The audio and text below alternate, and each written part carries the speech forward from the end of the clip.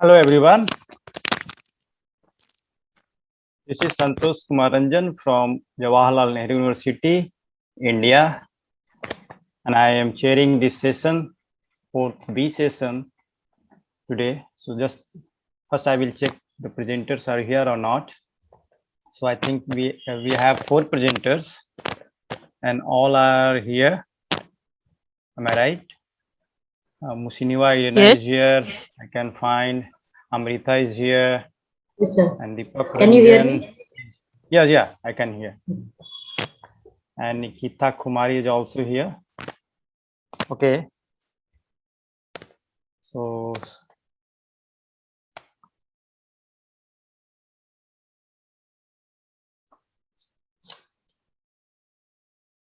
let me start. Is that okay? Okay, so officially, first I welcome all of you to the 16th ICDEC International Conference. Theme is seeking mutual cooperation on increasing global uncertainty. So first I would like to thank Rector of Yangon University of Economic Myanmar, Thin Din Thuy, and Director of NIV Cambodia, Thep Oen, and Chair of Komira, Professor Sinwan Khang, and Yangju Cho, Professor of KHU Myanmar Lab, and Hyungung Park for providing this wonderful opportunity to share our knowledge with global scholars, entrepreneurs, and businessmen here. So as you can see in this session, we have 4 presenters from different various backgrounds, and since we are seeking mutual cooperation, global uncertainty, so my purpose was to I try to invite scholars and researchers from different countries actually. And so you can see here we have Professor Musinova Irina from Russia. She is also expert on Korean studies. And we have Amritha Shenoy. She studied from JNU and she is international law expert, and she is now in Nepal. So she is joining us from Nepal. And we have Deepak Ranjan, who has expertise in Korean studies. He has also experience from Korea. And we have Nikita Kumari, who has also studied from JNU and studied from KDI School of Public Policy and Management.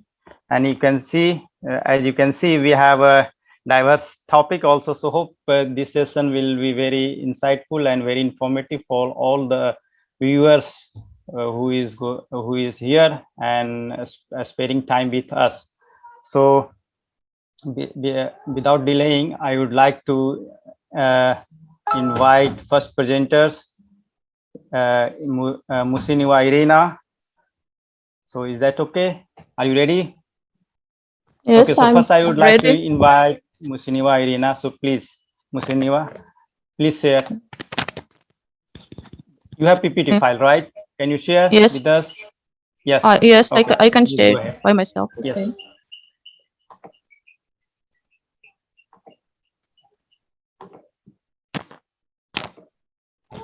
Can you see it? Yes, we can see. So I would like to request all others, so please mute your mic. So I will also mute myself. So only Musinova Irina will speak. Okay. Okay. Okay. Thank you for inviting me to this event, and I'm glad to hear everybody from different parts of the world. Today, I'm going to make my presentation about regional cooperation between Republic of Korea and Russia, and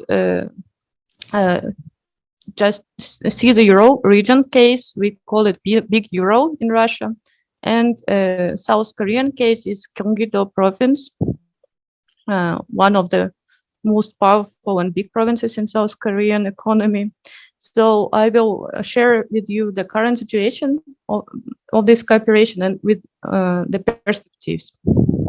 Currently, I'm representing Ural Federal University, which is located in Urals, exactly. So let me start my presentation. First of all, I would like to paint the wide picture of cooperation between Republic of Korea and Russia, like the bigger picture. First of all, I would like to mention that 2020 was a very special year for Russian-Korean relations. In September of 2020, it's supposed to be very big and university, like 30th anniversary of establishment of diplomatic relations between the countries.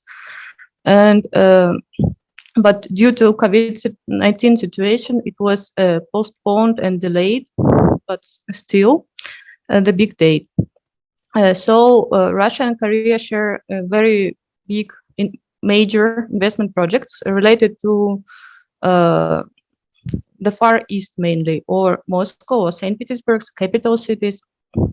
But as other regions like Ural and Siberia regions are joining this program.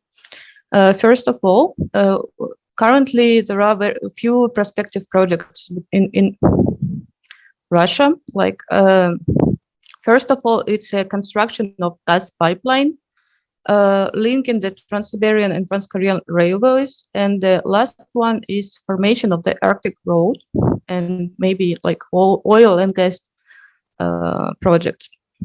But there are other projects which are much smaller in this case, but still the Russia and Korea both face some difficulties in these projects. First of all, South Korean business is not still ready to actively invest in Russia. Some South Korean companies made a number of independent attempts to invest in the Far East or to Moscow or to St. Petersburg, but not all these attempts were successful due to high production costs and low capacity of the markets sometimes.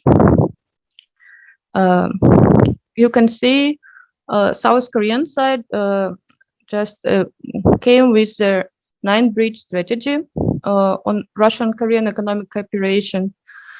First of all, it's also related to in the field of energy, railways, shipbuilding, ports, health, agriculture, and so on, like 9 main spheres of cooperation. And you can see that Russian and Republic of Korea cooperation is growing, was growing until 2019 when COVID pandemic occurred. Okay, sorry, I'm sorry. It seems that it's okay. Wait a moment, please. It's a different presentation. You can see there is a 9-bridge strategy on Russian-Korean economic cooperation, which is a South Korean project, and Russia came with the project called International Cooperation and Expert Russian National Project. First of all, it was started in 2015, and it's supposed to be ended at 2035. First of all, the biggest issue in this project was to reduce administrative procedures and barriers in international trade in Russia.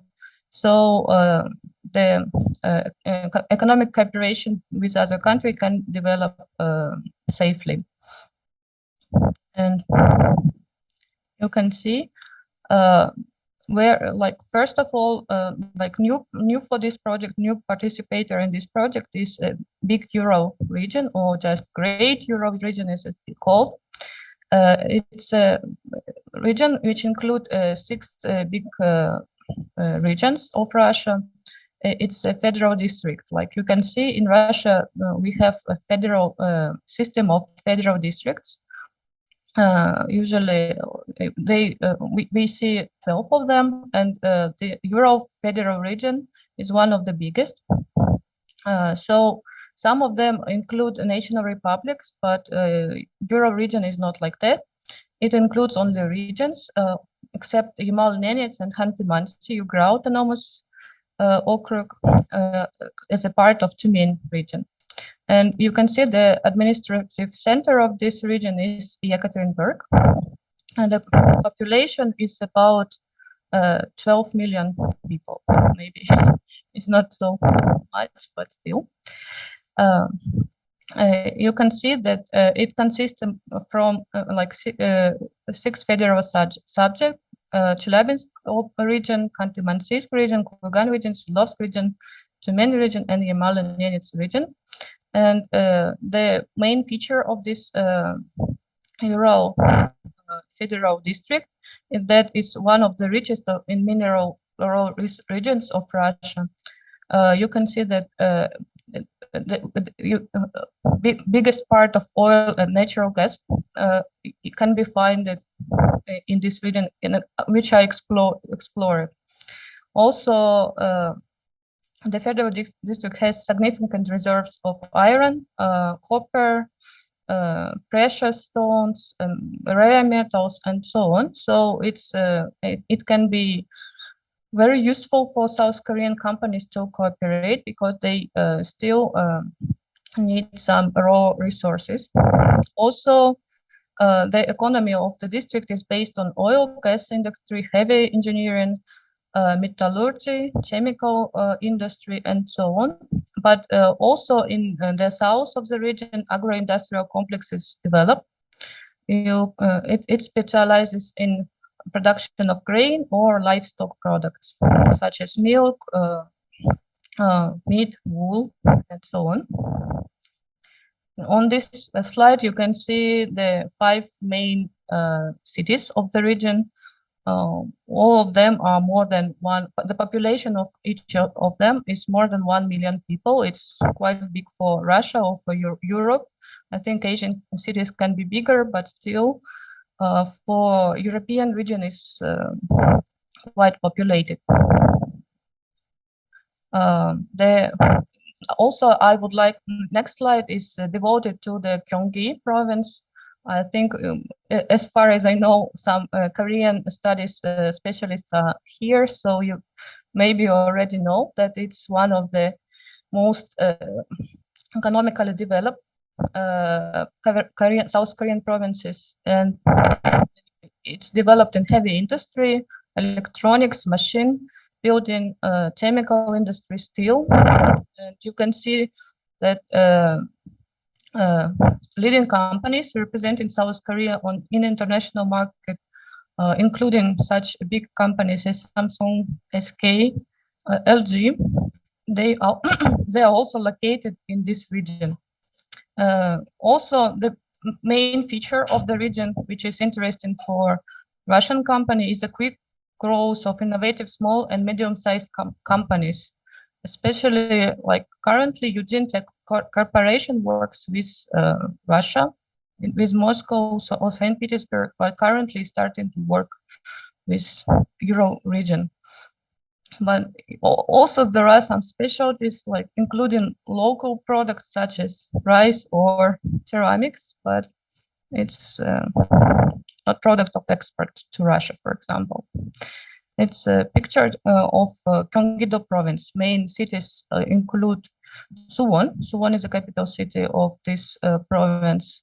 Also, Incheon or Songnam or other cities are very big and developed cities.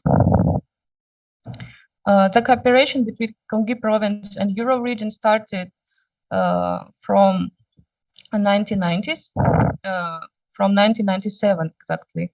When the sister city program started, or twin city project started. So, for example, Yekaterinburg is a sister city of Songnam or Incheon. So first the cooperation started in this from this sister city project, and currently other big cities of the Ural, such as Tyumen or Chelyabinsk, are joining it, and they even have sister city relationship with the Seoul Gukgogu. The main projects which were realized with this sister city program. First of all, and the biggest one is the Innaprom. It's an international trade fair and exhibition, which is held in Yekaterinburg. I will show you a picture a little bit later, as well as Russian-Korean Architectural and Construction Forum, which is taking place every year in the city of Tyumen, the second biggest city of the Ural region. And the new project, which just have started, it's a Ural speed high-speed rail in Chelyabinsk, Yekaterinburg, and currently Tyumen and Perm city are joining. It's so-called mega project, transportation hub. So usually if you go by car, it takes no less than 3 or 5 hours to get to the cities of the region. But due to this project, it can be maybe 40 minutes or 50 minutes. And South Korean city of Songnam is joining, just helping in construction of this transportation hub.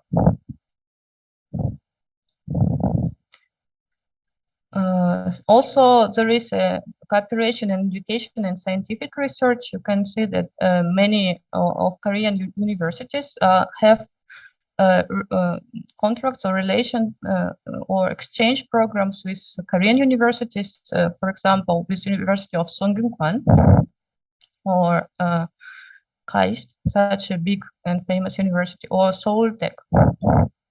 So mainly projects are related in technical area, but also mineral resources or raw materials, excavation or metallurgy is also popular.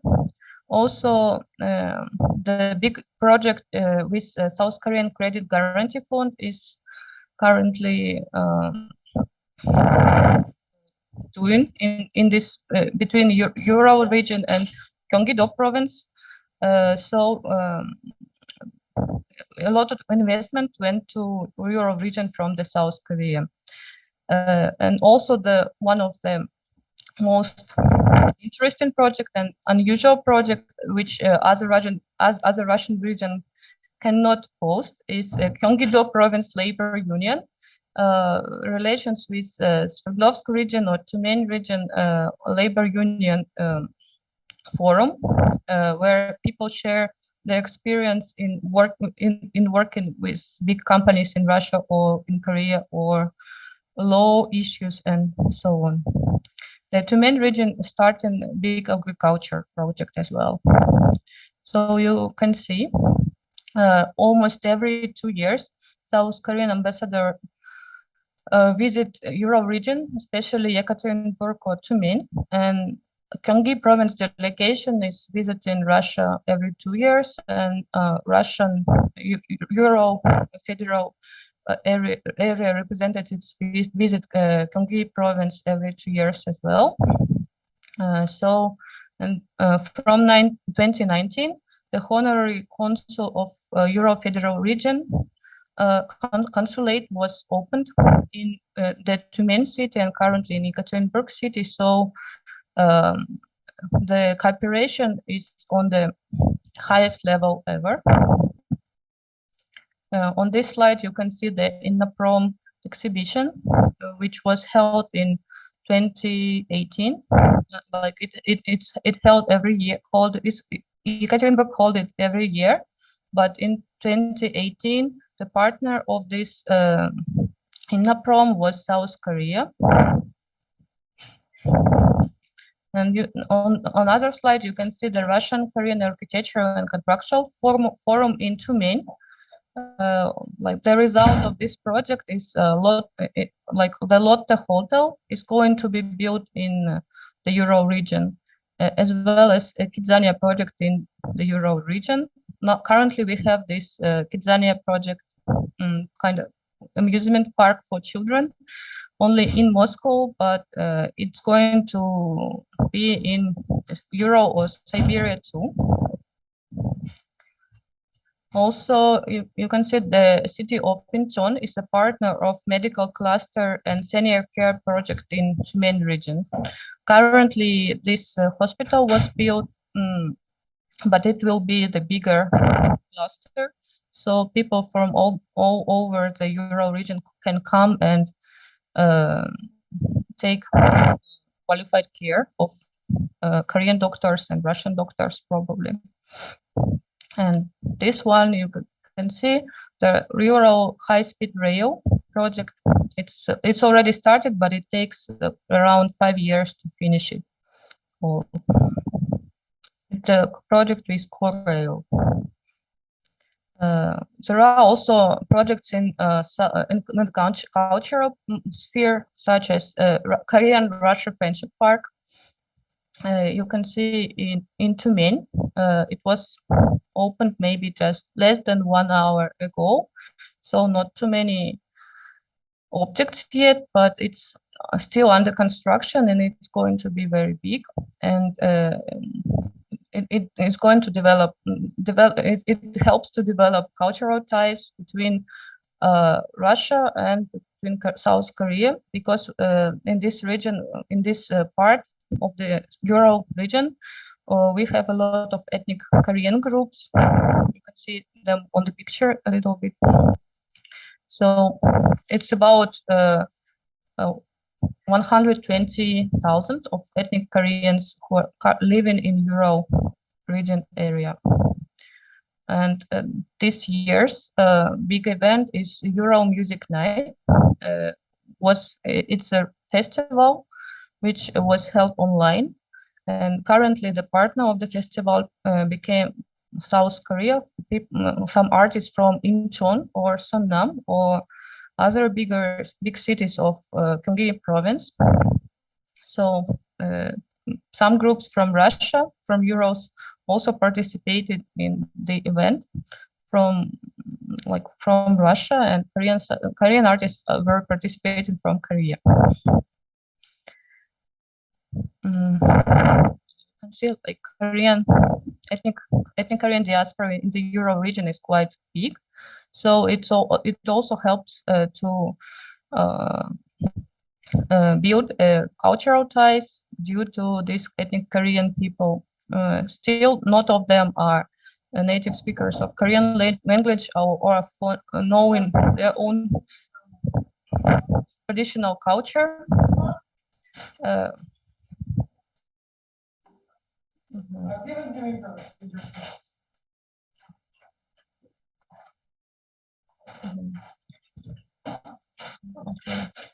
So, okay, so I just described main projects which of cooperation between Kyonggi Province and Ural region. Many projects were finished. Many projects are going on, but still there is a potential. So, potential of development of this cooperation.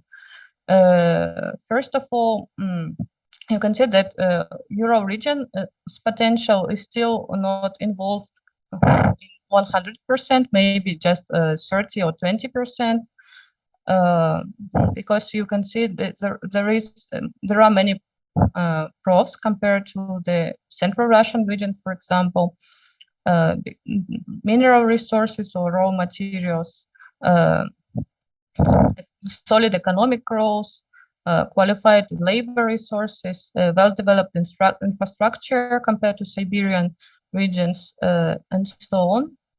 But there is still possibility of making bilateral relations more dynamic by resolving small technical issues, for example, knowing of English or Korean languages, or we have some problems with logistics or transportation, or problem for usually small or medium-sized companies are facing these difficulties.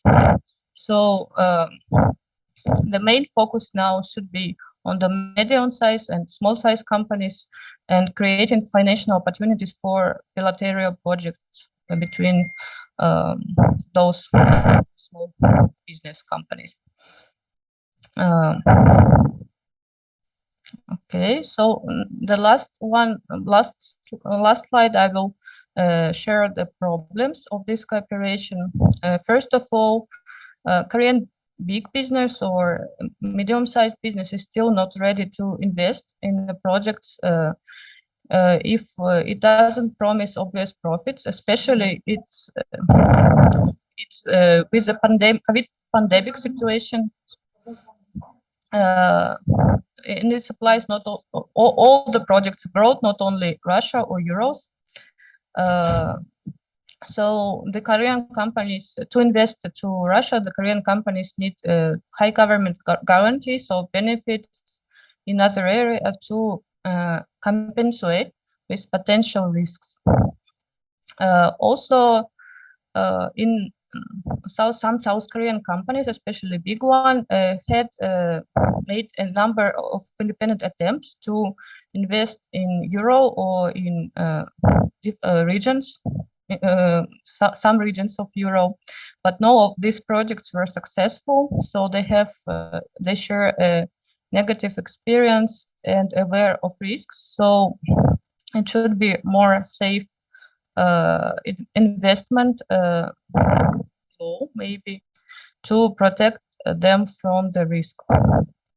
And the third big problem is a lack of information about Ural companies and investment projects in South Korea and about Korean companies and investment projects in Russia because of language barriers. For example, many Korean small and medium-sized businessmen, they don't speak English, or some Russian businessmen, they don't speak Korean or English.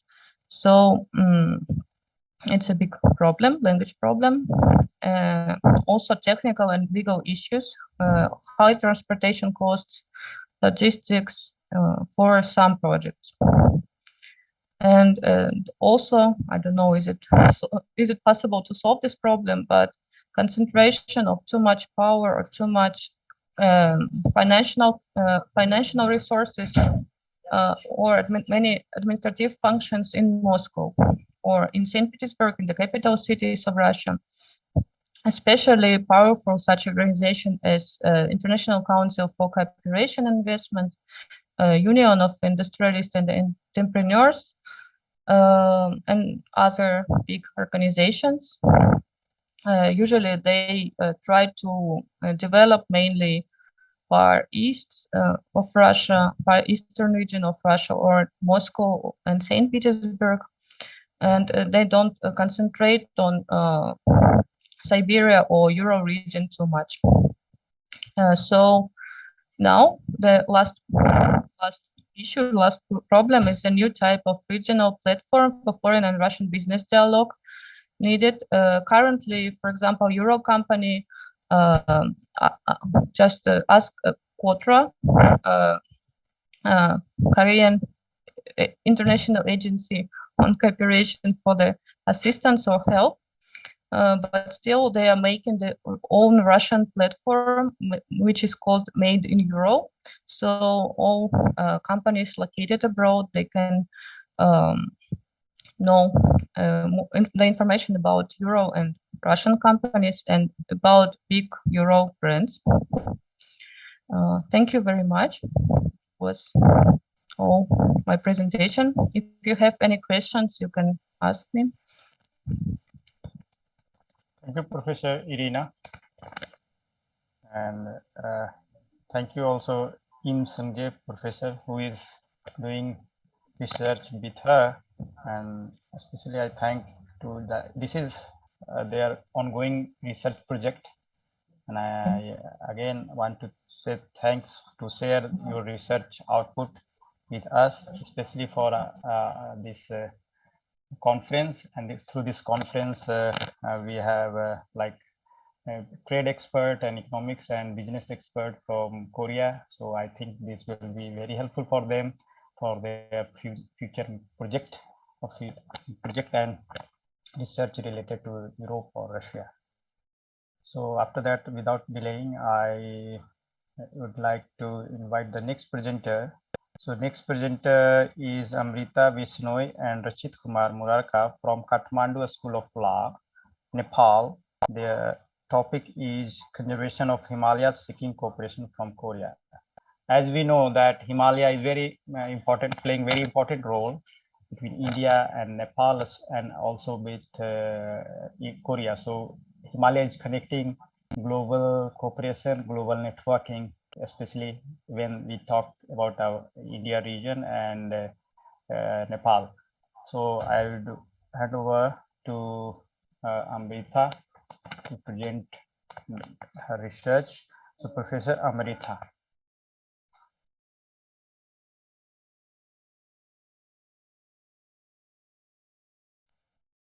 Sir, can you see my presentation? Yes, please go ahead. Okay. So, thank you, Santosh sir, for inviting us for speaking in this conference. So this topic is very much important not only for Nepal but also for whole South Asian region. So it is conservation of Himalayas seeking cooperation from Korea. So I have not mentioned in this presentation, but Korea and Nepal have in last year also we presented in Center for Korean Studies about how Korea and Nepal have cooperation with regard to public health. But it has also cooperation with regard to environment, and there are many efforts which are ongoing, like how Korea is giving help to Nepal for forestry, like they have uh, asked Nepal to take help from Korea on these aspects. Not only that, many laborers migrate from Nepal to Korea for work. So these are other sort of cooperation. But here, our effort is to look at the problem of Himalayas, which is a very important problem in this global climate crisis, which is ongoing with regard to climate change and global warming. So first, giving an introduction, I'll talk about how Himalayas are important for Nepal, because we are talking from Nepal. So we'll be focusing on Nepal more. And also, what are the challenges? What are the efforts which Nepal has taken? What are the challenges for conservation? And how Himalayas are very much important, not only for Nepal, but also for whole of South Asian region, and ultimately for whole of the globe. And then we talk about how we are seeking Korea's cooperation. And also, since I am from international law background, I'll be talking about certain international laws, not to bore you with it, but few important points, and also some local laws of Korea, which we need to focus on and which can help Nepal and other countries in greening the world or saving the environment from these issues of global climate crisis.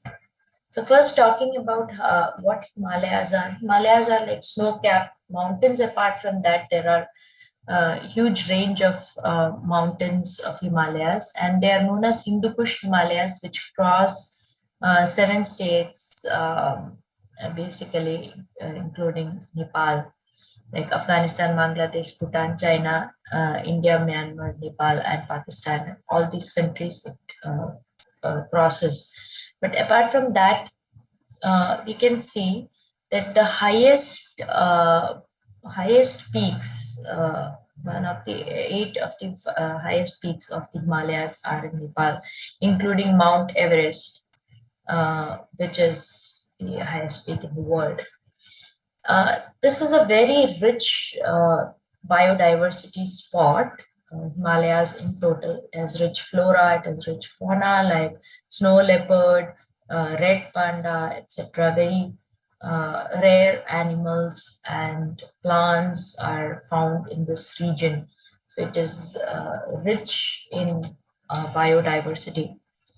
But the main issue which we find these days is the melting of glaciers of the Himalayas, which is causing a lot many uh, human-centric problems, and which may in near future cause climate emergencies. So it's a very dangerous issue where glaciers are melting. Now, this is basically due to interference of human beings that we will discuss more in the challenges.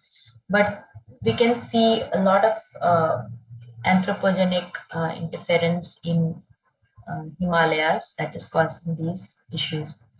So if it is not controlled, it will lead to climate crisis, which is already there. You can see change in rainfall pattern. We can see melting of glaciers already slowly. We can see how drought, lack of rainfall happens sometimes. But there are many efforts which Nepal has taken individually, despite being one of the least developed countries in the world. Nepal has taken lot many legal steps.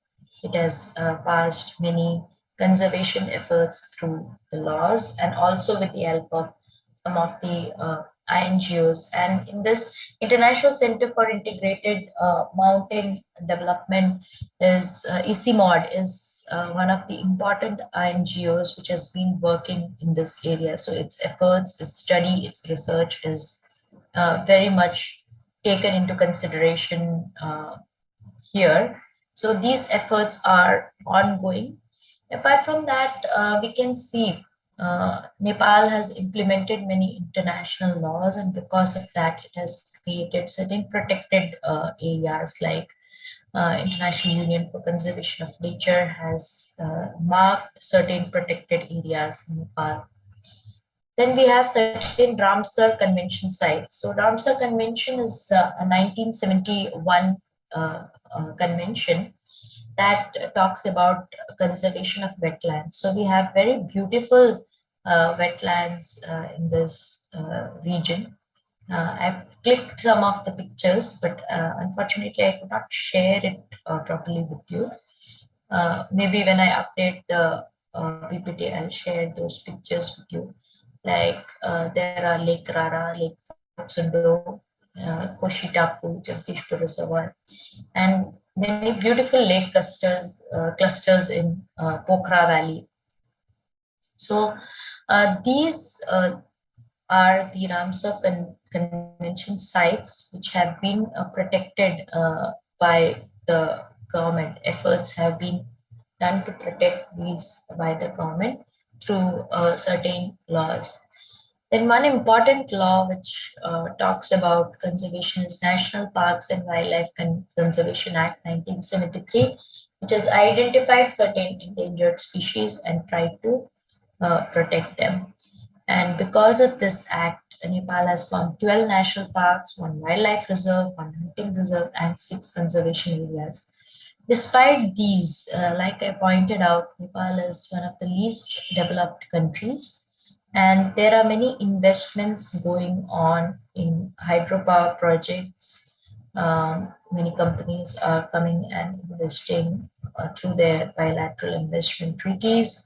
So this is a region of international law which is very less regulated, we can say, because investment is regulated by bilateral investment treaties, and many of them do not take into consideration the human rights and environmental aspects.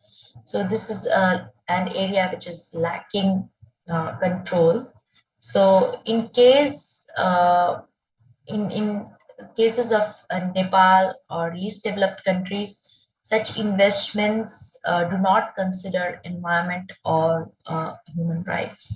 So this is a lacuna which we need to fill. And despite many efforts which the government of Nepal has taken, the laws which government of Nepal has formed, this remains an area which has a lot of vacuum, which needs to be filled with, say, green technology. So we'll be discussing it when we talk about Korean efforts. Now, coming to the challenges for conservation of Nepal, first is anthropogenic interference, that is, human beings interfering with nature, because most of the people who live in those hilly regions or mountain regions, we can see uh, many beautiful farmlands in those areas. The problem is those farms, terrace farming, and are basically for subsistence, basically for survival. But what happens is it interferes with the mountains and their conservation and maintenance. So this remains a challenge. So a lot of awareness needs to be spread in this regard. The second issue is deforestation. Now, deforestation is like cutting of trees, which has been happening in Nepal since many decades, and it's very difficult to control. The third is pollution. Because of pollution, there is depletion of wetlands, there is depletion of pollution of water, land, etc. And mainly we can see because of pollution, people are not aware. There's no proper waste management. Leaving Kathmandu, we can see in other sub-regions like Janakpur, where I am situated as of now, we can see there is lack of waste management, lot many issues. And because of that, federalism in Nepal was adopted, that it can help in spreading or controlling or implementing the laws.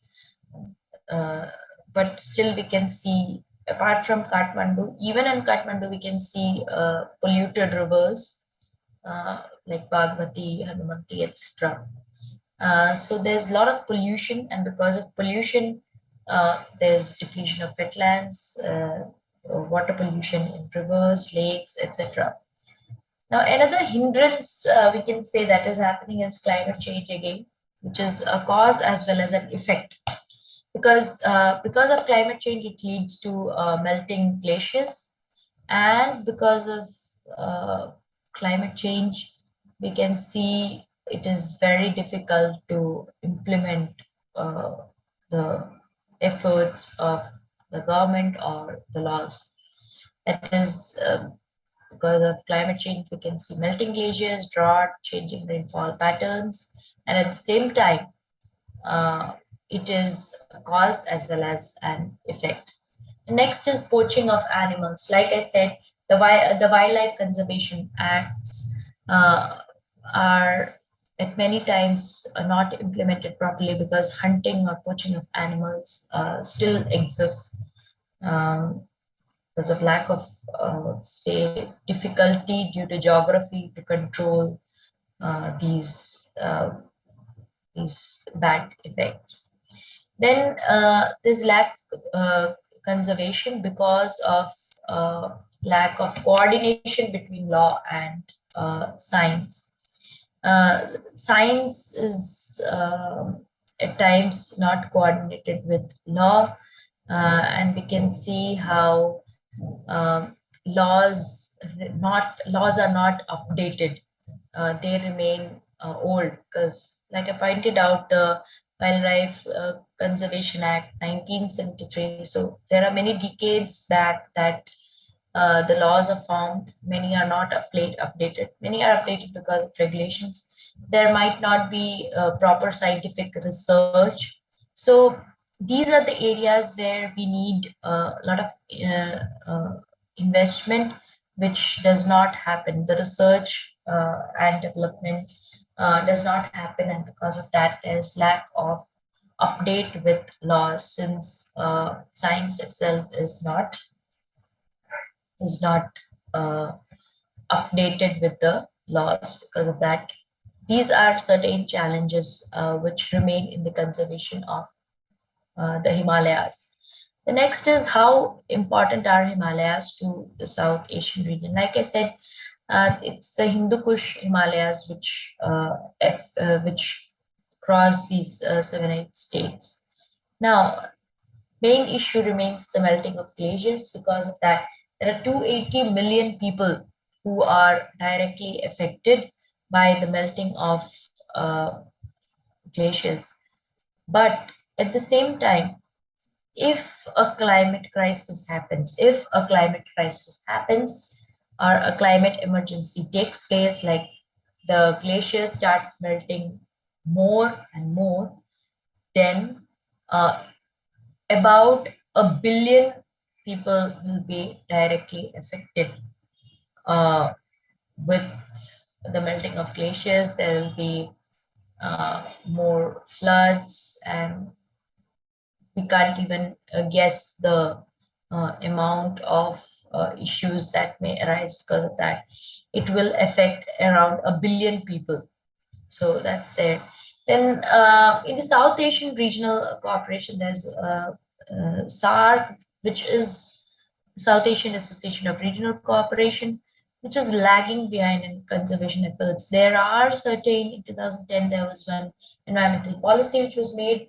Despite that, uh, because of issues between states like India and Pakistan and other states not able to cooperate properly, the efforts which are very much important in conservation of Himalayas are not happening. There's lack of cooperation within the region.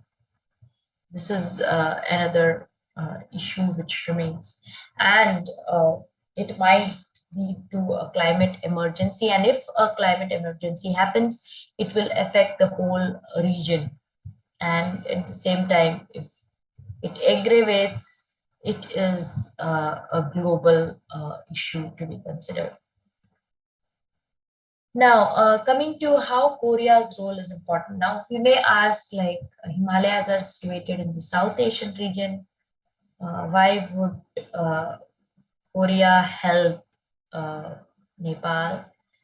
See, in international relations, cooperation is very much an important topic, and uh, cooperation is considered in many of the international conventions also.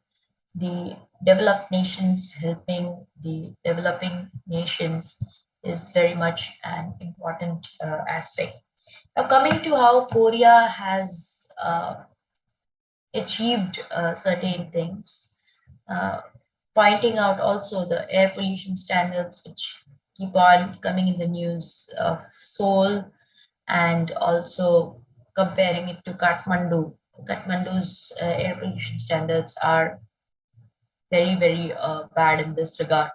So we seek cooperation from Korea for avoiding this climate emergency in Nepal as well as in the whole region. And why it is important is because there are many investments which happen on behalf of Korea in various regions. And in the year 1999 and in the year 19 in the decades of 1980s and 90s, we can see how development took place in Korea, and it was very rapid. But it was at a cost of environmental degradation, which Korea realized on time, and it adopted green technology, and it has updated it according to uh, the technology which is very much with regard to environmental standards. Now, coming to what interests me is the laws in Korea. So there are many laws which have been passed with regard to environment, which are very much important. And because of Article 35 of the Constitution, the Framework Act on Environmental Policy was formed, and there are many environmental efforts which have taken place, like Clean Air Conservation Act. There are Act on Promotion and Saving of promotion of saving and recycling of resources.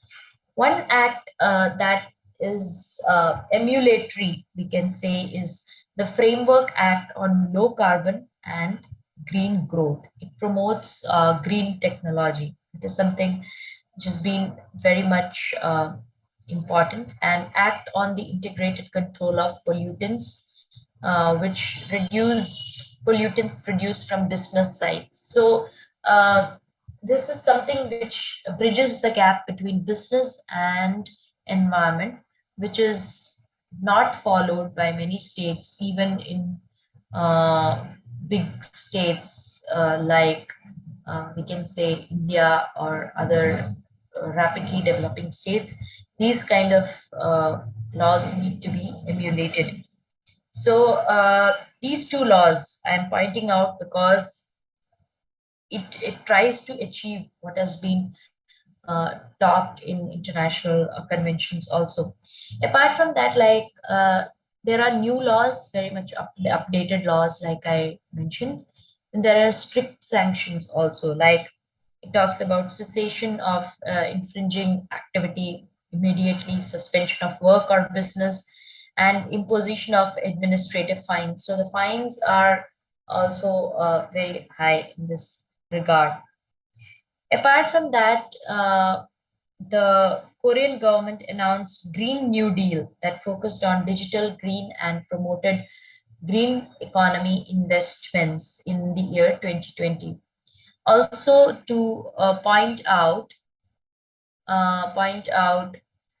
how in December 2020, President Moon's speech to the National Assembly that talked about commitment to become carbon neutral by 2030. Another important aspect of Korea is the third energy master plan that talks about reducing dependence on coal and oil, more dependence on renewable energy from 7.6% in 2017 to 30 to 35% by 2040. So these are some of the efforts which Korea has taken and which are immediately for states like Nepal.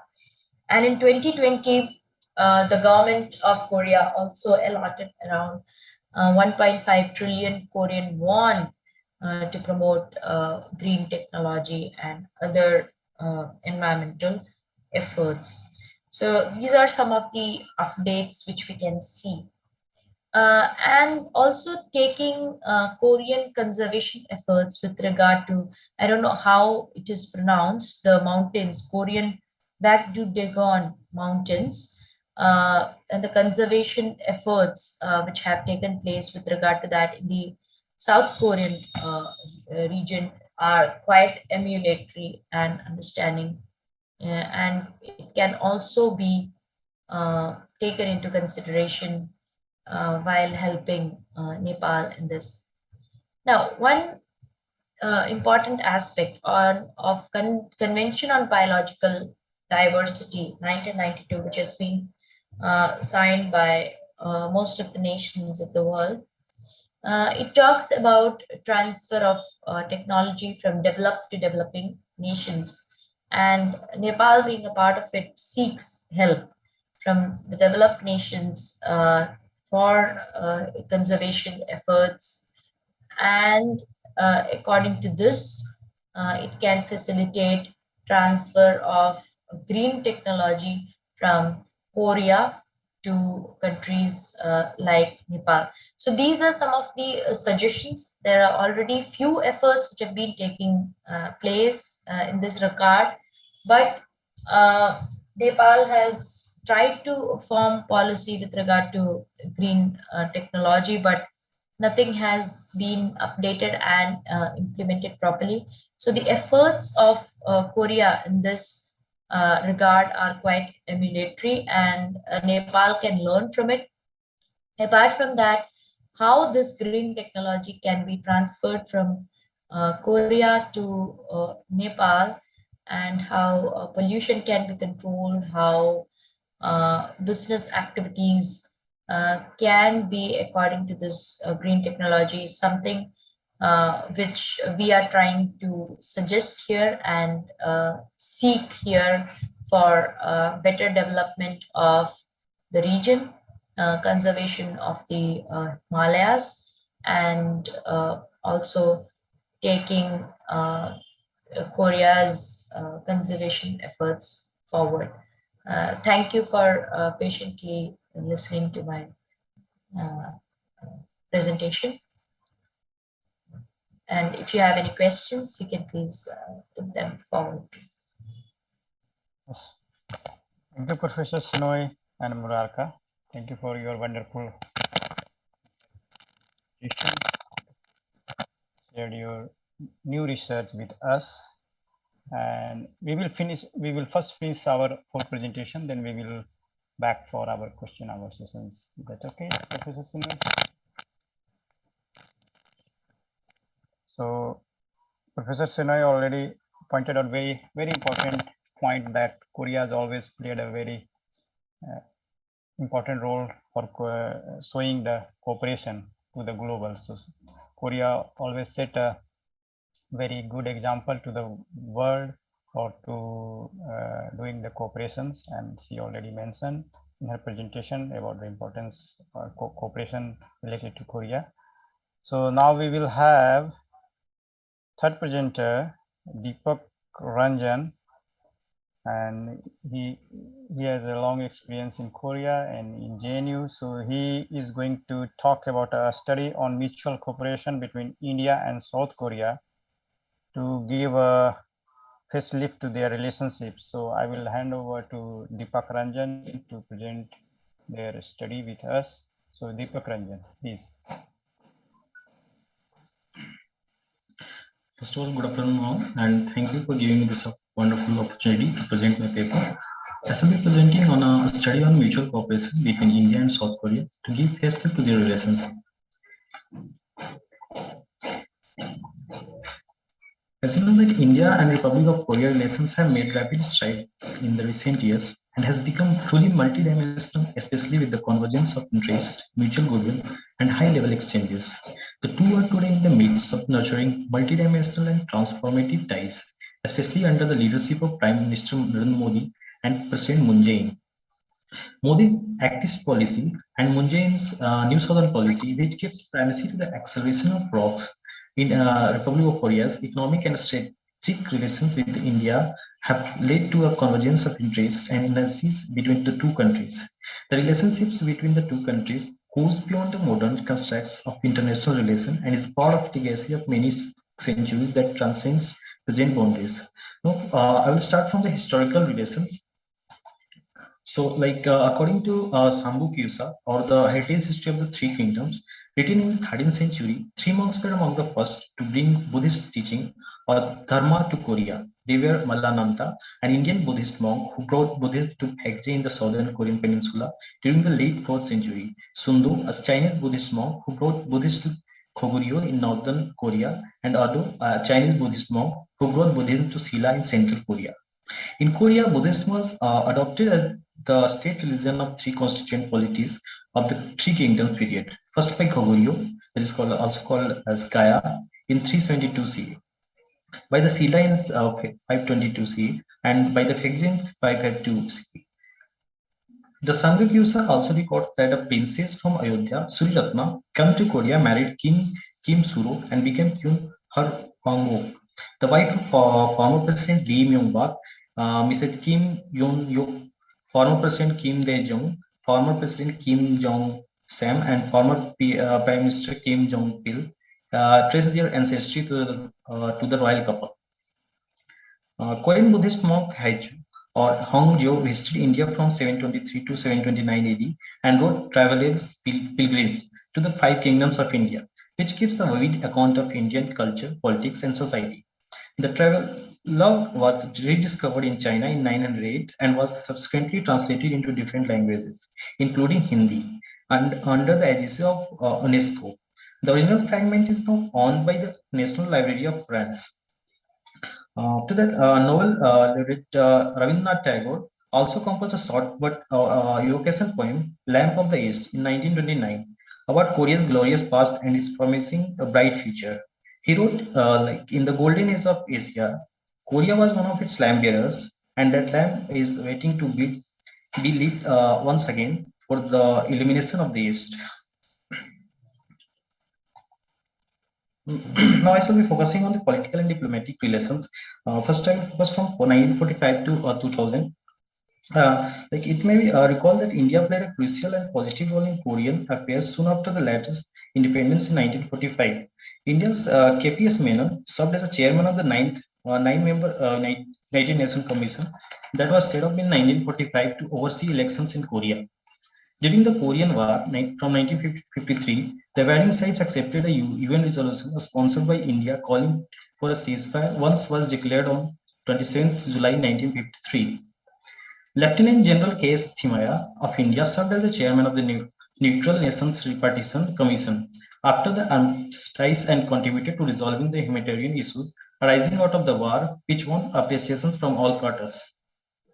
In 1961, the two countries agreed to establish consular relations, reflecting India's principal policy of equivalence towards the two Koreas, and continued to advocate for peaceful reunification via direct inter-Korean negotiation without outer interference. However, efforts and contact picked up in the 1970s. Full diplomatic relations was realized in 1973, and from the mid-1970s, India and South Korea shared bilateral agreements in trade, promotion, and economic and technical cooperation, culture, and science and technology cooperation. By the early 90s, India began to share its absolute equivalence policy towards the Koreas, and India, Republic of Korea, economic relations began to grow, with two-way trading rising to US $700 million by 1983. And India started taking note of South Korea's export-led economic growth. From 2000, the relationship between India and Republic of Korea moving beyond the economic and strategic partnership with naval cooperation, cybersecurity, and joint research and development and design of defense system as areas being explored for cooperation. High-level contacts were fostered with increasing number of leaders summit and realized consultation at different levels, nurturing the partnership through high-level political exchanges, parliamentary exchange visits, deepening economic ties, economic business investment, new science and technology links, new science and technology links, and strengthening cultural ties by boosting people-to-people relation and travel through various institutional agreements at the governmental and non-governmental levels.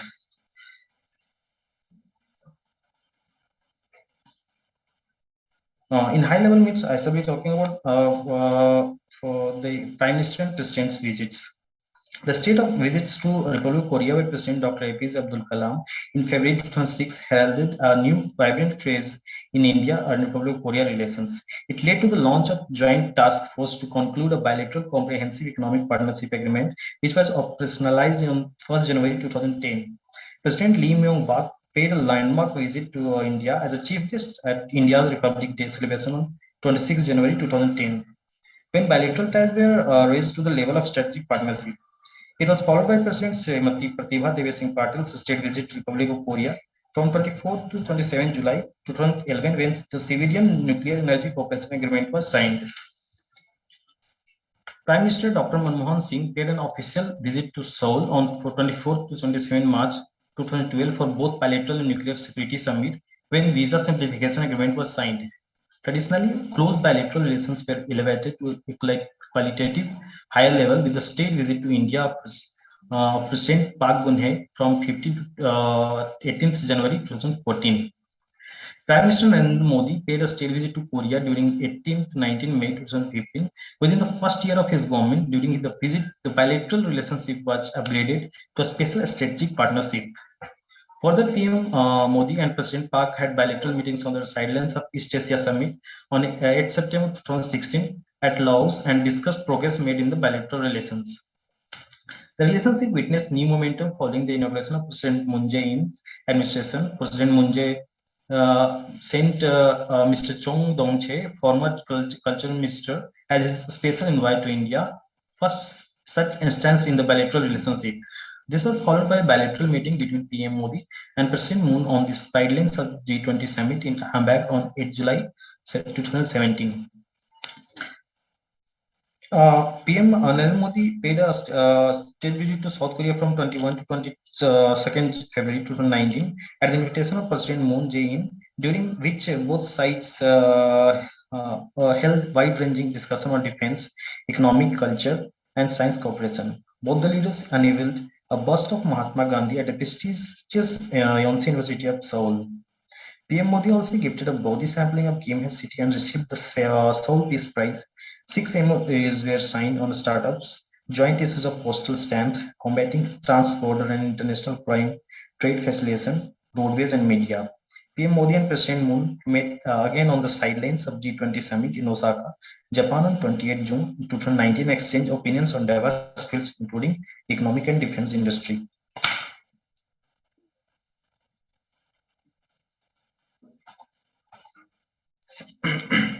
Like other delegates and minister visits. As I follow up to the mayor of the Seoul's visit to Delhi, Chief Minister of Delhi, Mr. Arvind Kejriwal, visited Seoul from 12 to 15 September and discussed cooperation between Seoul and New Delhi and concluded a sister city agreement. First Lady of Republic of Korea, His Excellency Ms. Kim Jong-suk visited India from November 4 to 7 on PM Modi's invitation as a guest of honor for the Deepotsav festival and participated at the ground-breaking ceremony for construction of new memorial for Kyung Sri Ratna at Ayodhya. Sri Chaudhry Gurinder Singh, Honorable Minister of Steel, visited Republic of Korea in February 2009. And after that, 3 members of the India-Korea Parliamentary Friendship Group, led by Chairman Song Yong-gil, visited India on July 3 to 6, 2019, and met with Mr. Harivansh Narayan Singh, Deputy Speaker of Rajya Sabha, and Mr. Hardeep Singh Puri, Raksha Mantri, visited Republic of Korea from September 4 to 7, 2019. He called on Republic of Korea Prime Minister Mr. Lee Nak-yon and had bilateral talks with Minister of National Defense Mr. Jong Kyong-do. Republic of Korea Defense Minister Jong Kyong-do visited India in February 2020 and held talks with Mr. Raksha Mantri, like Defense Minister Sri Rajnath Singh, and attended Delhi Expo 2020 in Lucknow. Chief of Army Staff General Narwane visited Republic of Korea in December 28-31 in 2020 and had meetings with Korean Defense Minister Suho, Chairman of Joint Chiefs of Staffs to Korea Int'l, DFA Minister Kang In-ho, and his counterpart Nam Yong-sin. ROK Defense Minister Suho visited India in March 21 and inaugurated the India-Korea Friendship Park, which is a symbol of India's contribution during the Korean War.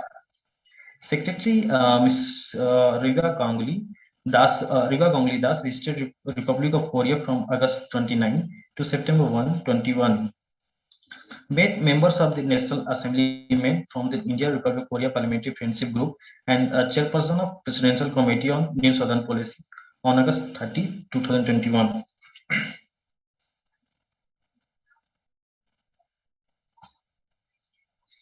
Now, there are several cultural relations and cooperation between India and Korea.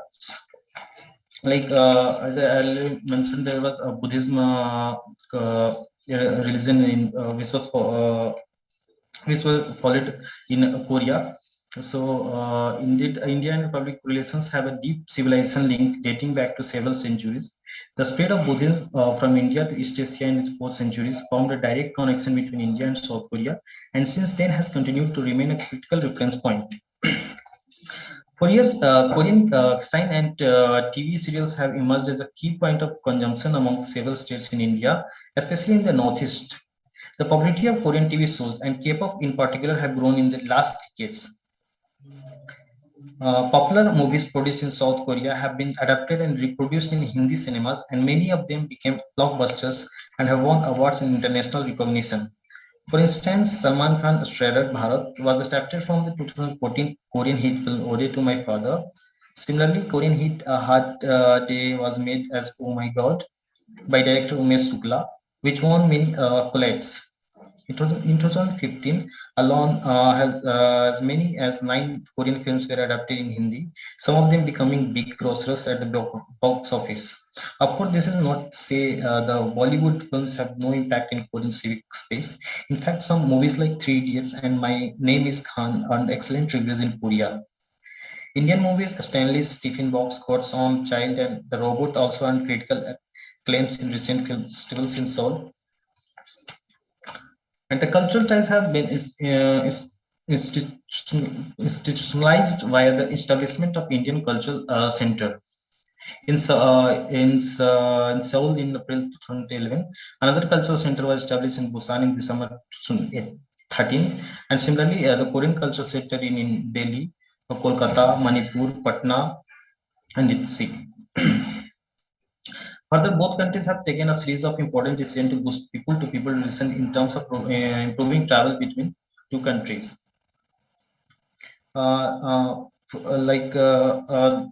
They introduced in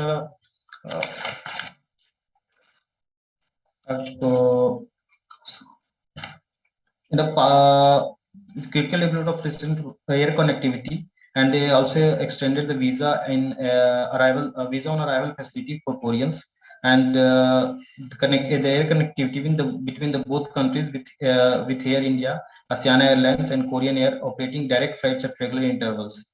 Like air travels has become more accessible to a bigger number of people. The bilateral civic aviation agreement of 1994 was revised on November 2015, increasing weekly flights between the two countries. This resulted in new operations by Korean airlines, which started direct flights to India. The number of visas issued by South Korea to Indian tourists have gone up dramatically. Yet there remains scope for improvement in connectivity between the two countries.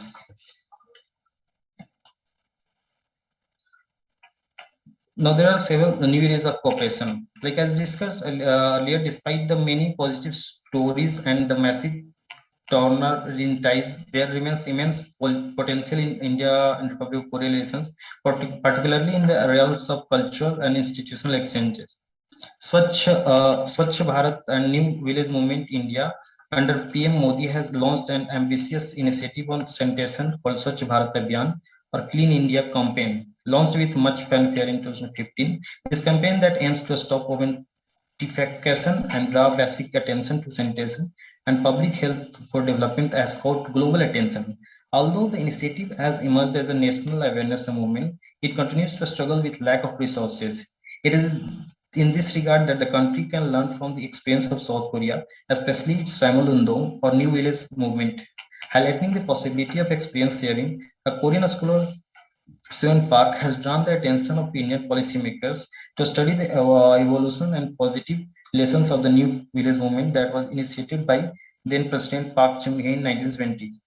The New Village movement encourages self-help and volunteerism for households and schools to clean up their neighborhoods. The movement has had a huge impact in improving several sectors of economy, apart from rural health and livelihoods. While the Korean experiment was undertaken in different socio-economic contexts, may not exactly suit India's conditions, Indian leaderships and civic society can engage with the academics and governmental institutions in Korea to learn from this initiative.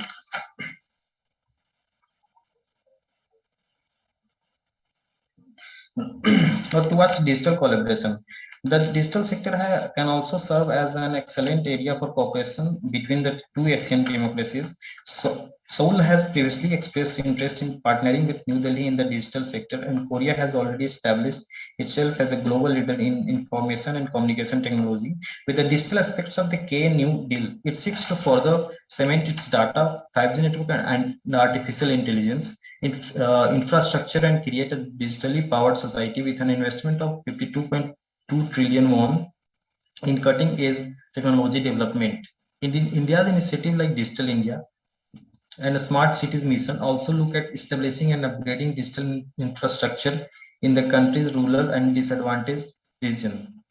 Cooperation can be advanced by boosting these flagships initiatives in areas like digital economy and 5G smart cities and green innovation. There is also cooperation of defense. India and South Korea have conducted joint drills in the South China Sea and Indian Ocean maritime regions to improve the security of sea lines of communication Like last July, India's Defense Minister Rajnath Singh and the Republic of Korea's Minister of National Defense Jong Kyung-do declared their joint commitment to boost defense industrial and technology cooperation. Artificial intelligence-enabled military technology, in particular, offers promising opportunities for such collaboration. India is the second largest buyer of the weapons from the Republic of Korea. Its importance to the South Korean defense industry was highlighted by the 10 firms that were represented at the Indian Ministry of Defense uh, DF Expo 2020. As India grows, it is likely to purchase large quantities of equipment from Korean companies. It has already inducted Hanwha's K9 Vajra T, a self-propelled howitzer in the Indian Army, 80% of which is manufactured in India. Companies such as Hanwha and Kia are reportedly looking to expand collaboration, defense equipment, supply chains, and emerge as a key area for both states to reinvigorate their trade and security ties.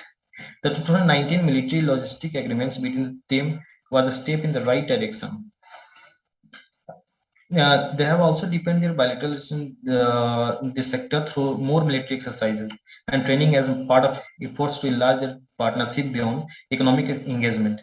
The two countries hold a joint anti-piracy search and rescue exercises, Sayong Hebleong, which is conducted between the Indian Coast Guard and Korean Coast Guard to improve maritime security and interoperability in the Indian Oceans region. Besides holding more joint exercises, New Delhi is also looking to attract South Korea's defense companies to invest in India. In 2019, in conjunction with the Startup India, the Indian government's initiative to help support startups in India, Kotra and Invest India launched the India-Korea Startup Hub to serve as a one-stop platform to bring the India and South Korean startup ecosystem closer and to facilitate joint innovation between the two economies.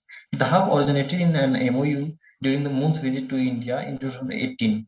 A number of other startups focused initiatives have proliferated since 2018 as well, including a tech-oriented programs and a startup accelerator program. Most of the initiatives focus on tech startups in line with the South Korea's commitment to improve cooperation in technologies of the fourth industrial revolution and digital connectivity under the NSO.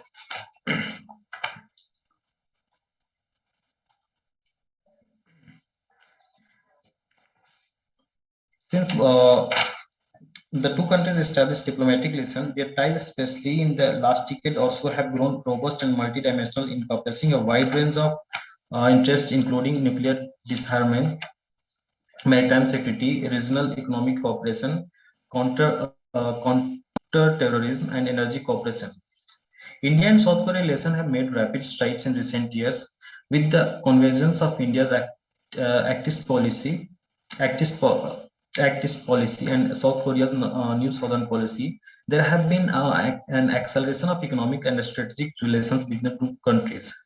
The bilateral ties, especially in the last decades, have grown robust and multidimensional, encompassing a wide range of interests, including a nuclear disarmament, maritime security, regional economic cooperation, counter-terrorism, and energy cooperation. There is a massive scope to expand ties between India and South Korea and make it a unique relationship in Asia. What is needed is political will and new imagination in diverse areas such as cultural relations, building on people-to-people contacts, harnessing democracy and liberal values, and cementing civilizational connection. South Korea considers India as the long-term investment partner for post-COVID 2019.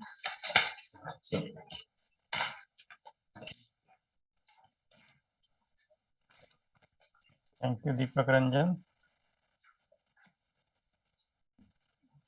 for sharing your ideas and expertise on India-Korea long-term relationship from ancient time to modern time and future directions.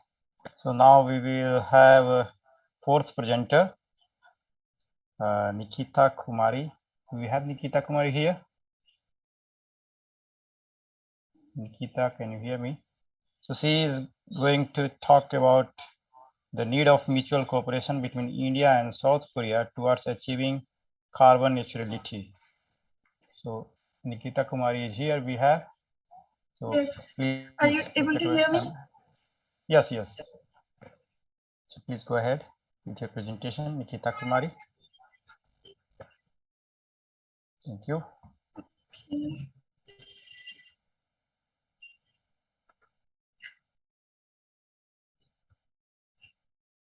Are you able to share your screen? Yes.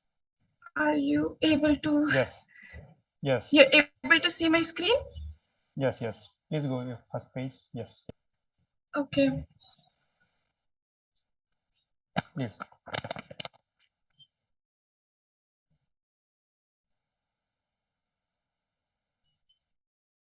Yes. So thank you, sir, and everyone to have me here for the conference. Today, I'm going to present on the topic, the need for mutual cooperation between India and South Korea towards achieving carbon neutrality. So why I decided to do this topic is because it is the demand of today's green growth or green economy, or it is something for which people of every country are looking forward to. Also, recently we saw in the news that the Korean government, President Moon Jae-in, he pledged to make Korea a state with carbon neutrality by 2050. So like this, many Asian countries have been pledging in the Paris Agreement for green growth or carbon neutrality or decrease in greenhouse gases emissions. So this is why I chose this topic. Um, and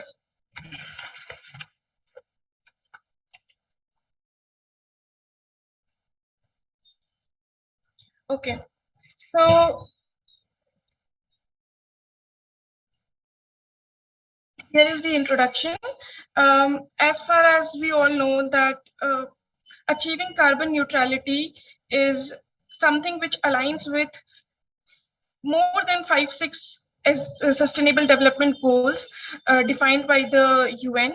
For example, goal number 1, no poverty. Goal number 3, good health and well-being. Goal number 7, affordable and clean energy. Goal number 8, decent work and economic growth. Goal number 9, industry and innovation infrastructure. Goal number 11, sustainable cities and communities. Goal number 12, responsible consumption and production. Goal number 14, life below water. And goal number 15, life on land. So as carbon neutrality aligns with all these goals of UN, I would like to proceed my presentation keeping this in mind. So what we have come to know is that success of global joint efforts for green and sustainable development depends on Asian action to mitigate the adverse effects of its economic growth. So from this, what I mean is that recently Asian region has grown, has dramatically grown economy-wise in the 25th century. In 2001, Asia's share of the global economy in terms of GDP was 26.6%, while North America accounted for 33.8%, followed by Europe with 29.5%. And similarly, by 2019, the economic growth of Asia kept on increasing. And ironically, even during the COVID-19 pandemic, this trajectory has not been altered. That means there hasn't been much difference in economic growth, even due to COVID-19. It has fallen, but still it has maintained, is what I'm trying to say over here. Even the IMF reports that GDP contracted by 1% in 2020 in the emerging and developing nations of Asia, compared with a contraction of 3.3% in the world GDP. So, despite each country's independent efforts, progress on the sustainable development goals has been uneven across Asia, which is a huge problem. Asia's rapid economic growth has coupled with a rising population as well. However, adversely affected the environment through air pollution, sea pollution, waste management problems, and increased greenhouse gas emissions. The International Energy Agency reports that carbon dioxide emissions from fuel combustion in Asia increased by 124.2% between 2000 and 2018. As a result, Asia currently accounts for 54.7% of global CO2 emissions from fuel combustion. It is far more than North America's 16.4% share and Europe's 15.3% share. So, as we can see that most countries in Asia are in a developing phase, because of which we are completely dependent on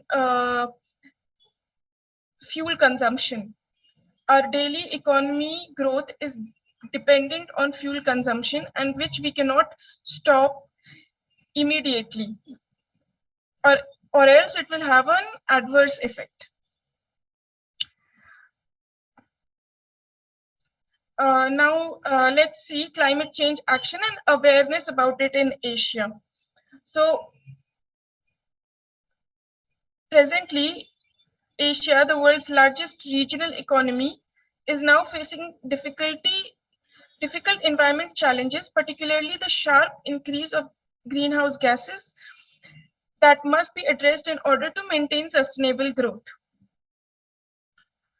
Although there have been efforts made across Asia, the most recent UN report indicates that progress towards the SDG has been insufficient, and some indicators, including greenhouse gases emission, even show more reverse trends towards 2030.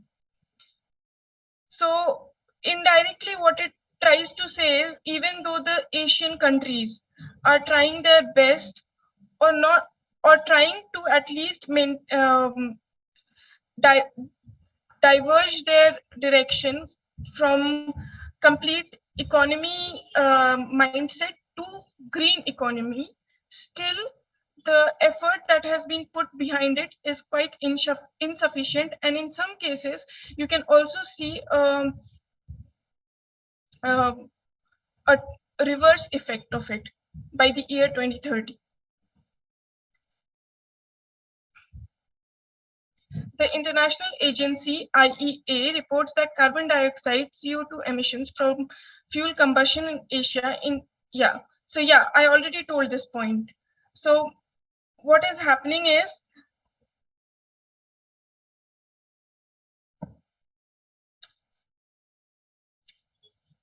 there has been ambitious declaration of countries like China that aims to be carbon neutral by 2060, and pledges have been made by Japan and South Korea to be carbon neutral by 2050.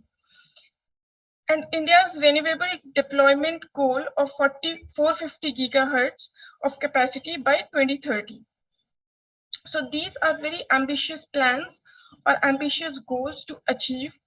However, we will see what kind of progress is made by the countries. So over here, even after the pledges, you get to see that the International Energy Agency has told that the effort is not sufficient, right?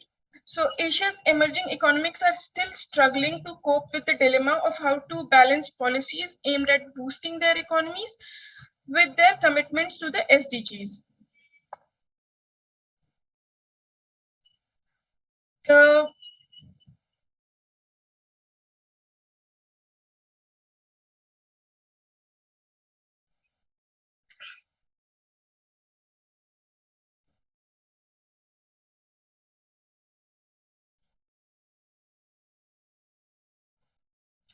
the climate change action and awareness in Asia. Under this topic, you also see that the SDG index, Sustainable Development Report 2020, tracks countries' performance on 17 SDGs, with the worst rating at 0 and the best at 100.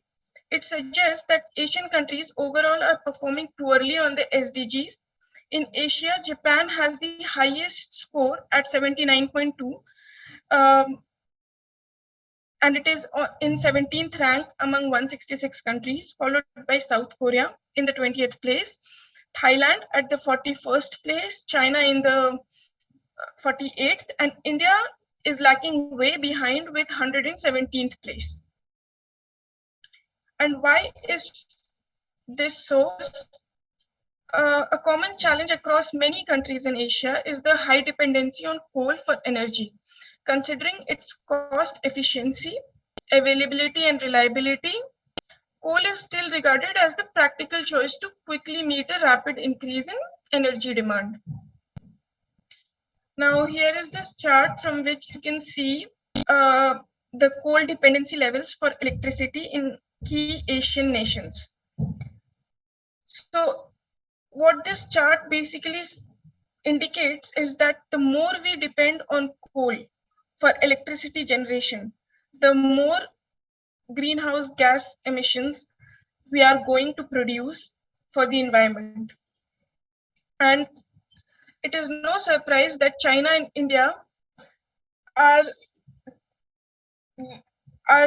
amongst the top 2 countries which are highly dependent on coal for electricity generation.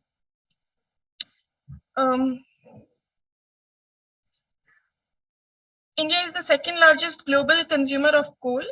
It depends on coal for around 75% of its average total electricity needs in the first quarter of 2020, with renewable energy increasing to 21% of total electricity in March 2020.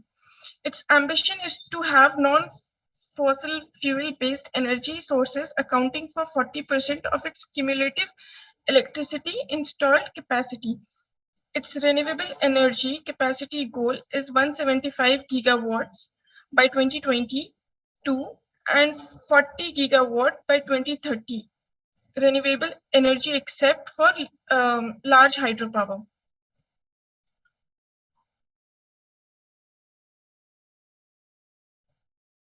Likewise, in Southeast Asia, the share of coal-fired power generation increased from around 20% in 2000 to around 40% in the 2018.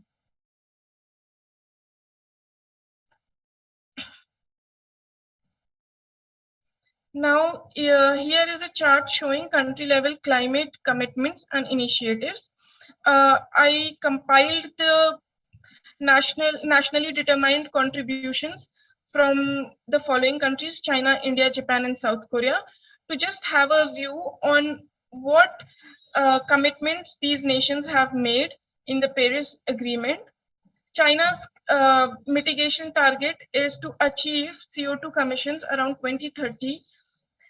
It is to achieve peak CO2 emissions around 2030 and make best efforts to peak early, to lower CO2 emissions per unit of GDP by between 60% and 65% by 2030 from the 2005 level.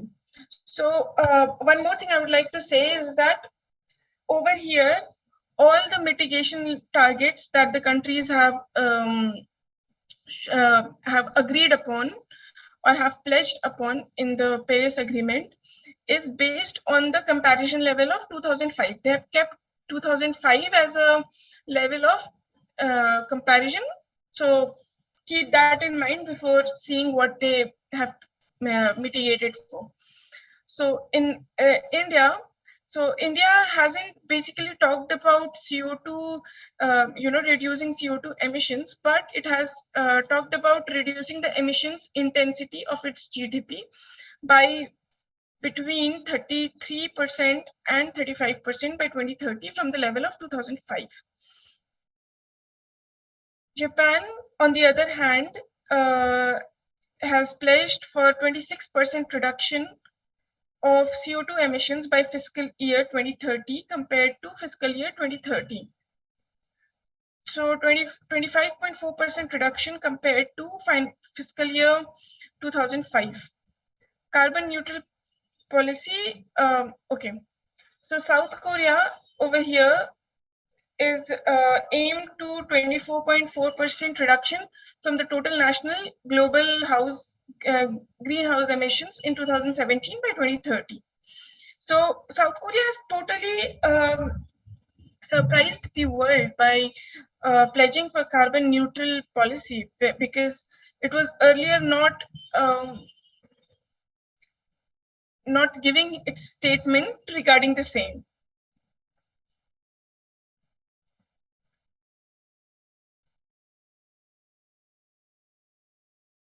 So what we get from these initiatives is that Asia's emerging economies will maintain some level of economic capability that could potentially help to meet the sustainable development agenda. First thing. And second is that it will be imperative that the region meets the challenge of combating rising greenhouse gas emissions and the other adverse effects caused by rapid economic growth to ensure more inclusive and sustainable growth. The UN Economic and Social Commission for Asia and Pacific progress reports revealed that efforts in the region have been insufficient, as I've already mentioned. Okay.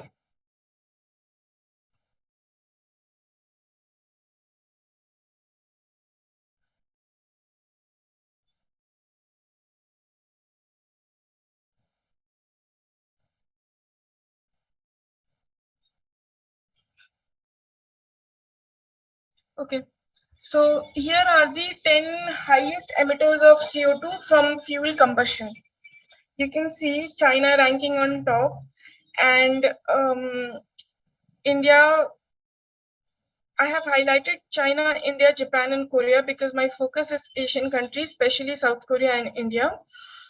So we can see that India is emitting a lot of CO2, same as South Korea, but they have a huge difference between them.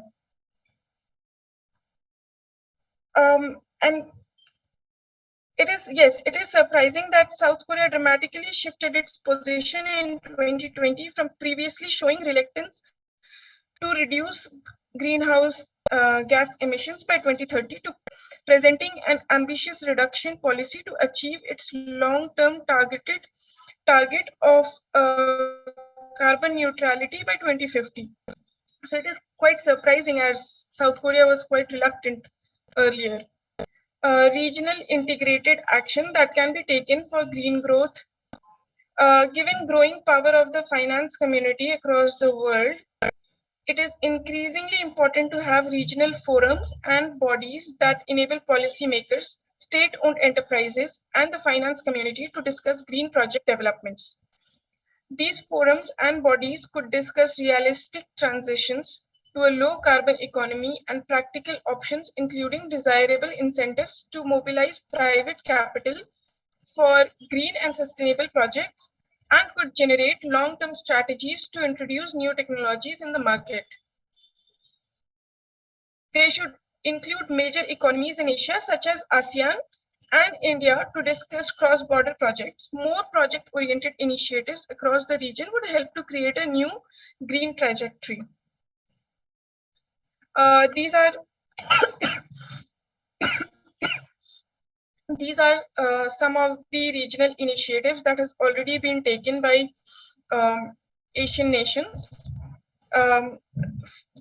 Few names are tripartite environment ministers meeting, ASEAN, regional comprehensive economic partnership, Belt and Road Initiative, Japan's approach. So I'll briefly explain what these initiatives include. So tripartite environment ministries meeting is basically one of the long-standing forums on environment issues. In this tripartite environment Chapters meeting, which is also known as STEM, China, Japan, and South Korea have been holding this meeting since 1999. And this meeting basically includes all sort of things, from knowledge sharing to infrastructure sharing, research and development methodology sharing. And with time, it has now started cooperating over air pollution, climate change, and circular economy and waste management. So this is one initiative taken by these three countries. Another is ASEAN. So the Association of Southeast Asian Nations is a key regional body with a long history, as you all know. From its origin on focus, basically its focus, like ASEAN's focus was economic partnership and facilitating trade across member countries. But with time, they also have shifted to more desirable and more demanding needs of the present situation, such as national security, cyber security, and green economy. So this is how different countries, different Asian countries are forming a partnership to dwell with the climate changes issues. Next one is Regional Comprehensive Economic Partnership. The Regional Comprehensive Economic Partnership, RCEP, a trade partnership signed between ASEAN, Australia, and New Zealand, it is estimated that it could potentially become an influential arena for discussing regional cooperation. But unfortunately, India has signed out from this program, and we do not know how. We can only speculate, but we do not know how India's presence in that would affect the whole scenario or its absence, both ways. Regional Comprehensive Economic Partnership is backed by China, and due to some issues, which I'm not going to talk about more, it's just like due to some issues, India is not being part of the whole partnership. And Belt and Road Initiative. This initiative was taken, this is also an influential project in Asia, in China's Belt and Road Initiative. This is basically China's initiative, okay? So the BRI is part of Beijing's campaign to promote Chinese investment around the world, while at the same time better connecting China and Africa and Europe. Further, Japan's approach. Japan has undertaken a project-oriented approach through bilateral cooperation. At the regional level, it has proposed developing a new liquefied natural gas, LNG. As we know, already we have LPG. Now, Japan is trying to develop LNG and supply chain across the Indo-Pacific region to secure a sustainable energy source to meet an increase in electricity demand. Japan has undertaken this approach in collaboration with US, which is a big gas supplier under the Japan-US Energy Partnership. So this is how Asian countries are already planning their initiatives or working for it. Why I basically talk that there is much need for South Korea and India to collaborate together for this green growth partnership is because India is a quite huge country, and if we compare India and Korea, Korea is already in a developed stage, whereas India is in a developing stage. This whole green growth, green economy, green climate, everything related to green cannot be accomplished by any nation alone. It is something which all nations need to put in, and also they need to work towards it logically, practically, and financially together. So I'll conclude by making out few clear clear conclusions is that regional integrated action will achieve faster, as we are talking already about regional cooperation. So regional cooperation or integrated action will achieve far greater impact than individual countries acting alone. For example, through an interconnected electricity transmission line across ASEAN members or region-wide efforts to promote innovation that targets green technology.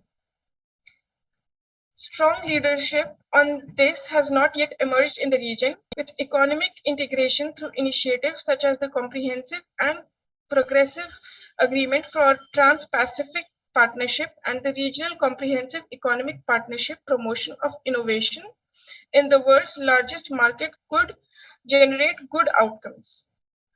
The financial community has an influential role to play in the green growth and sustainable development.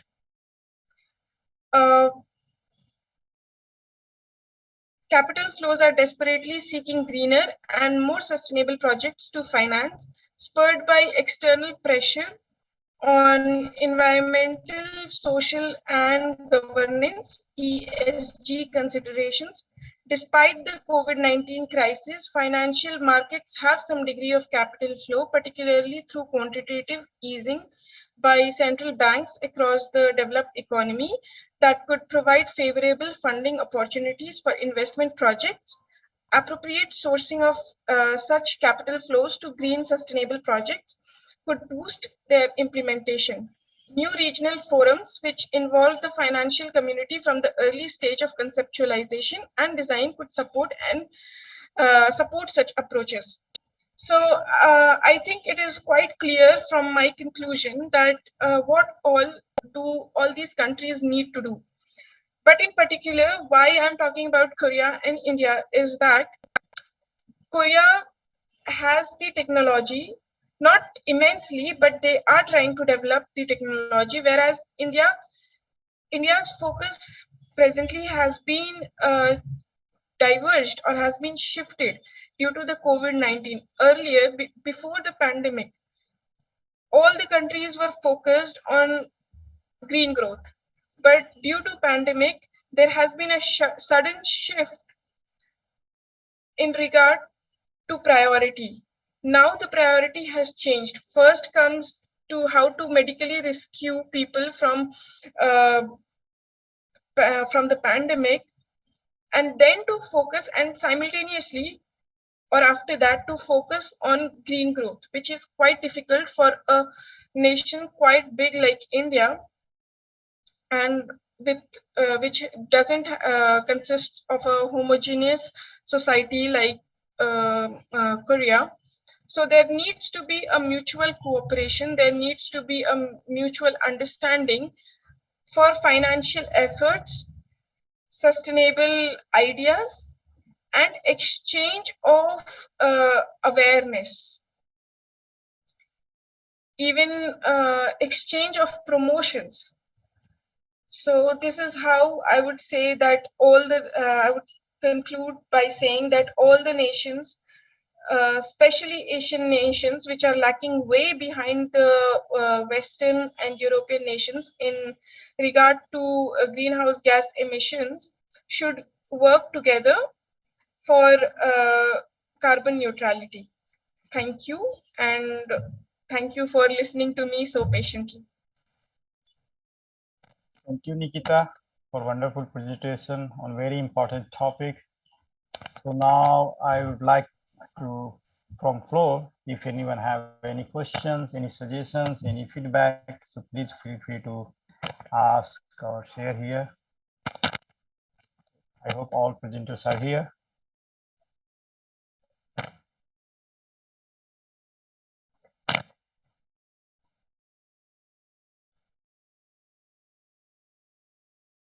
Nikita, can you stop your screen? Yeah. Just.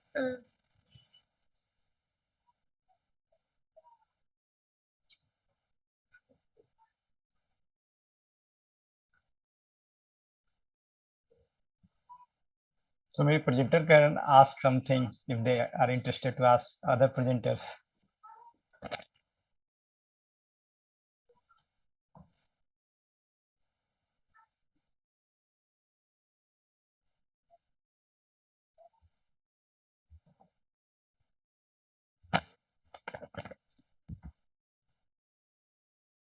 Okay,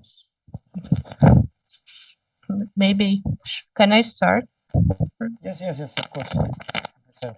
Okay, because it was very interesting for me, like this Indian experience in cooperation with Korean Republic. So I would like to read more. Could you please advise some books, maybe in English, or articles, or maybe presenters have it? Because in Russia, nobody knows this experience. Not nobody, but very few specialists. So I would like to learn more to study.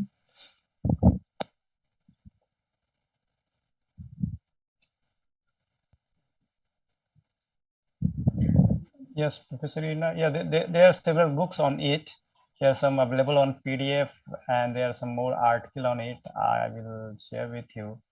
And Thank you for your interest in India correlation. And the same way for us, it was very also interesting to listen your point, especially related to Russia and Korea cooperation. So it's new for us. We have very good friend from Russia, and as you know that India and Russia doing very good friendship since a long time, but it's a different direction. We are seeing that through Korea. So like Korea, India, and Russia, now we are in very playing very also important role in global economic and global development. So I for sure I will share some articles, and I will give you some book details, and I think some are available PDF, but some are available in hard copy. Maybe you can order from there, or maybe we can see how we can how I can share with you. Thank you. We have Amritha, Shenoy, Professor Shenoy. Okay. So. Yes, sir. Yeah, are you there? Do you have anything to ask or anything to share with us? We have 5 minutes maybe.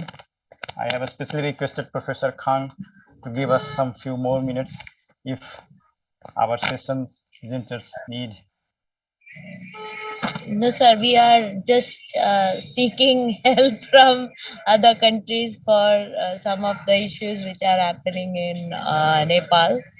So that's why we are trying also to take some local help as well as some international help in this regard. So if the ICDEC can be of help, then we'll be grateful, sir. Yeah, so Kumari is doing very great job related to Myanmar. So maybe in further, maybe you can keep in touch with Professor Khan and his team. He has very big team, very broad and very very active team, which is like trying to bring Korea in global stage, especially related to cooperation. So they have very various kind of projects like going on in Myanmar, and you can see that we have presenters from Cambodia. So in future also you can see look something related to Nepal. So okay. So we will, if you don't mind, we will have our sessions last screenshot. Like it would be better that we can see meet physically, but unfortunately due to the COVID, we are here in this way. But at least it's also good to like we can connect each other easy way. So we will have a group photo for our this session, especially. Okay, we will take first. I will take a screenshot and I will send. Okay, Professor Khan is here. Thank you, Professor Khan, for giving us this wonderful opportunity and always encourage us. And Professor Park also, he like 2 hours he continuously sitting there and managing our session. Thank you. 1, 2. Thank you very much, Professor Santoshi. I really appreciate your work. You did really hard work, even though you have a difficult situation. Kumar, I really appreciate. Thank you very much to everyone. Everyone has really excellent presentation. We enjoy a lot. So thank you very much. So Yes, hope thank to you, see you Professor. the next time offline, not online. Yeah, we So, also wish the same. yeah, I like to visit India like last Yeah, time. so I once the flight enjoyed connectivity start, we will invite you Nepal uh, and India. Always you yeah, are welcome, Professor. and then actually we have another conference going on.